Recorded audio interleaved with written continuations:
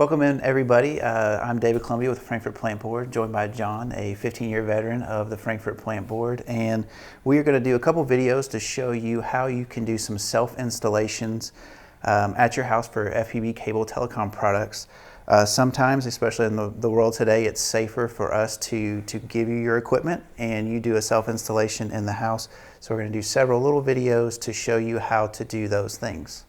All right, and now we're going to take a look at our Aris cable TV remote for all of our cable boxes. Every box that we're putting out now has this remote. It will say Aris on it. You might hear us, or an installer, somebody on the phone with you might say Motorola just because that's what they used to say on the top of them, but it does say Aris now with our new ones. So this is the remote we have. It goes out with all of our standard definition and high definition cable boxes from FPB. And so John, tell us if we're at our home. We just self-installed our cable box. We went through that video. We've got our HD cable box working. We can see a picture. We want to get our remote to be able to do things like control the volume level on our TV or turn the TV on and off so we don't have to have 2 or 3 remotes. Take us through how to do that. Okay. What you're going to do is this remote's going to be in a package. You're going to open it up. It has a set of batteries that comes with it. You will take all the plastic off of it. Batteries, you'll install them just like in any remote you have. Once you do that, take all the plastic stuff that you threw away. There's probably a piece of paper in there with it that you're going to need. This piece of paper has grown in numbers but not in size. You will need a magnifying glass of some sort. That is the one the manufacturer provides for us. Yes, we didn't have somebody type this out for you. Comes with the remote. It walks you through step by step on how to set this up.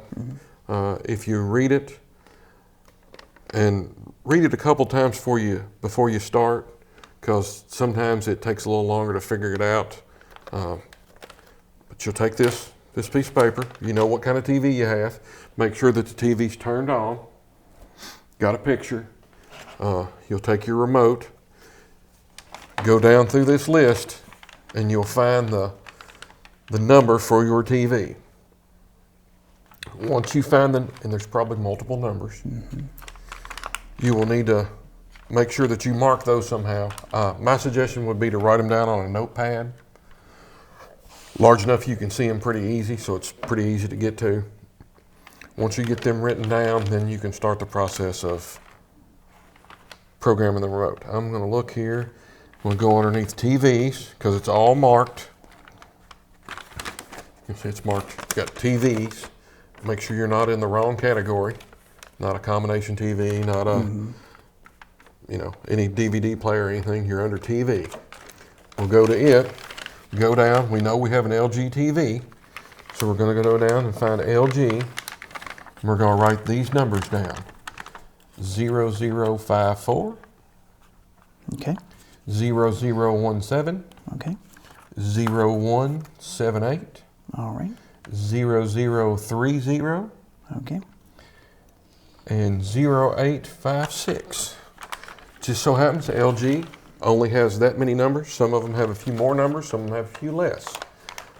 Once you get to that point, you have the numbers written down, have them in a handy place where you can get to them. You're going to take the remote.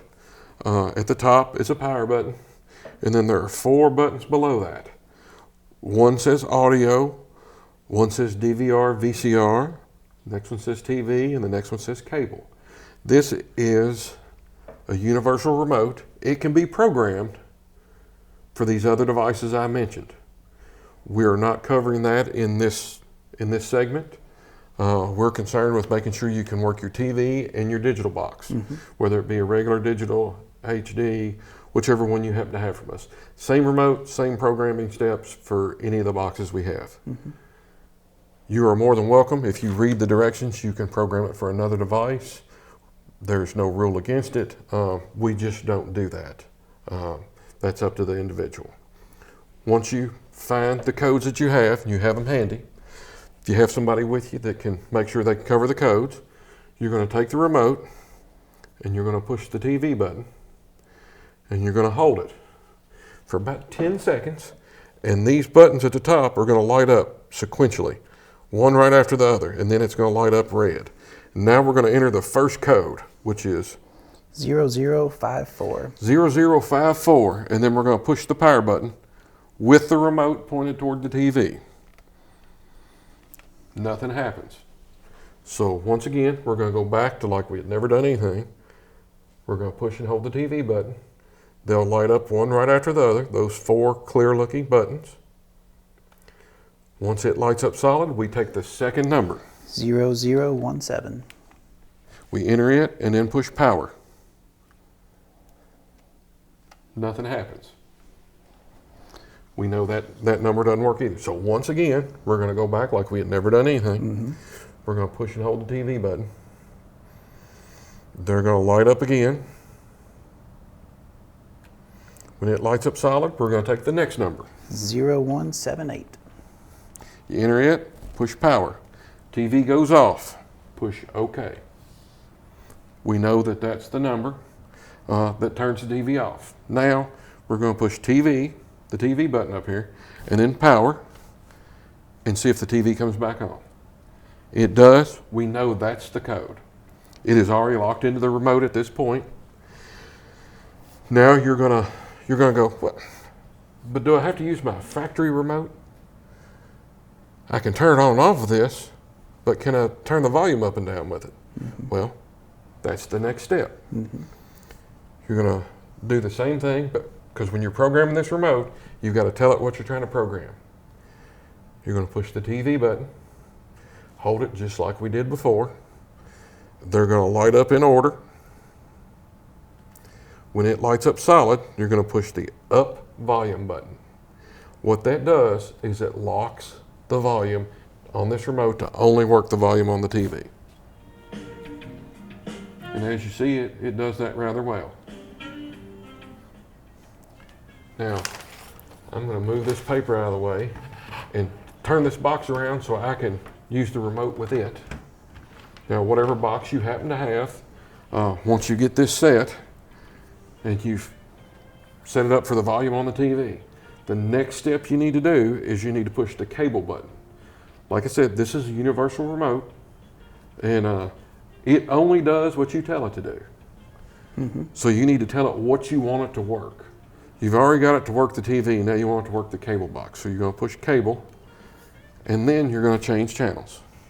And it'll change channels on the box, and you'll see the outcome of it on the screen. You can also go down to the numbers here and enter whatever number you'd like. As long as it's an HD box or HD DVR, you can get the high definition versions. If it is a standard definition box, you won't be able to access those high definition channels. As you do this, you need to keep in mind, this is a universal remote. We have got it to where it's going to make life easier for you. The most difficult part of it is remembering that when you turn this on or off, if you use one remote, is you need to use 3 buttons. And it's the exact same 3 buttons in the exact same order, no matter what you're doing, on or off. If it's TV's on, you're going to push TV, the red power button with the remote pointing toward the TV, and then the cable button. Now, when you turn it off, it's not so important to push the cable button. Muscle memory, normal memory, the best thing to do, the way I teach people, is use the exact same steps either way. So we're going to turn it back on. You're going to push TV because you want it to work the television. Then you're going to push, and you don't have to hold it like I just did. You can just push it. Then push the power button. The TV will come on.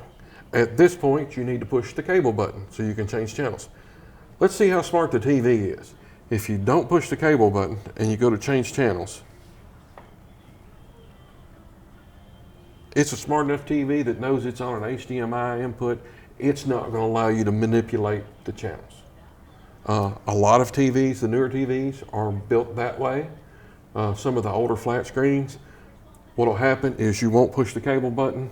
You go to change channels, and it will take it off that input, at which point you'll either have static looking on the screen, you'll be lost, it's 11 o'clock at night, you have no earthly idea what you just did. You pushed a button, but you swear you did it all correct. It's a normal thing. It happens. At that point, you need to take your television remote that came with the TV, pick it up, and put the TV back on the proper input, whether it be HDMI 1, 2, 3, whichever one that your box is plugged into. If you have a box that is a standard definition box, then more than likely what you've done is you've changed the TV from channel 3 to channel 4 or channel 2. At that point, you'll need to take your TV remote or the buttons on the TV and turn it back to channel 3. So standard definition box, put the TV back on channel 3.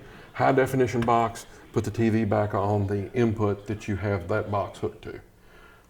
Once you do that, you'll have your picture back. You'll push the cable button, and now you can change channels just like normal. So remember, as we've gone over this, I call it the plant board triangle. You just get caught up in it. Some people have complained about pushing 3 buttons. It's 3 buttons. Yes, it is more than what you used to push probably.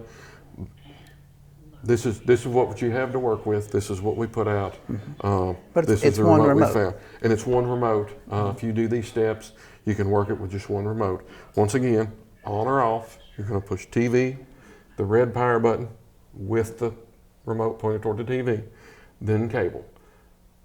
When you turn it back on, it's the exact same 3 steps. TV, power, cable. Then you can enjoy watching your TV. You can work the channels up and down, volume up and down. Would you like to add anything, Dave? Yeah, I'd like to look at it. One other thing, so we've got power, we've got our volume control, we can turn the TV off and on. That's a big step for a lot of people, just being able to have one remote to turn them off. Looking at the remote, as we said in our other videos, we've got the VOD button, so you can find your video on demand content, which with an HD cable box, you've got all your HD video on demand content that comes with your cable subscription. So you can access all of that. You can also rent SD and HD on demand movies, which is a good thing to have right now. It's a good thing to have all the time, but especially right now when some people are stuck at home. So that's that part of the remote. One big thing we also want to talk about is the guide. So a lot of people go to channel 2, they're used to that, and just kind of watching the TV guide scroll along. This is our interactive guide. So you just hit the guide button right here on the remote, and you can use the arrow keys to go up and down one by one, or you can use page up and down to go an entire page. So if you want to turn on, you'll notice when he says page, it's those 4, Yep. and it goes to the next 4. So if you want to turn on your favorite city commission meeting from the Frankfurt Plant Board that we covered a couple weeks ago, you can see it. I can control the volume now, and then I can be done with that, and I can hit TV, power, back to cable, and we're done. So we've got everything we need right there on the remote. A lot of customers are surprised when they get that guide for the first time. It's got a lot of features in it. You can see a lot of channels.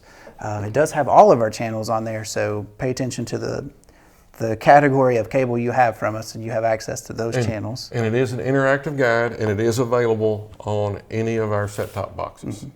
So at one time you may have had a DTA, the small box that Dave talked about earlier in another video, I believe. We don't use those anymore. So one of the pluses to getting one of these other boxes, whether it be a standard def or a high def, is that interactive guide. It will allow you to go out and see what's on every channel we have. It'll also allow you to go out and see what's coming on that channel, say in a week, possibly a week and a half or 2 weeks. Once it loads the information from our system, which initially it will say to be announced when you pull that guide up. Over a matter of a couple of hours, it will load the newest information into it, and then load out a week and a half, 2 weeks.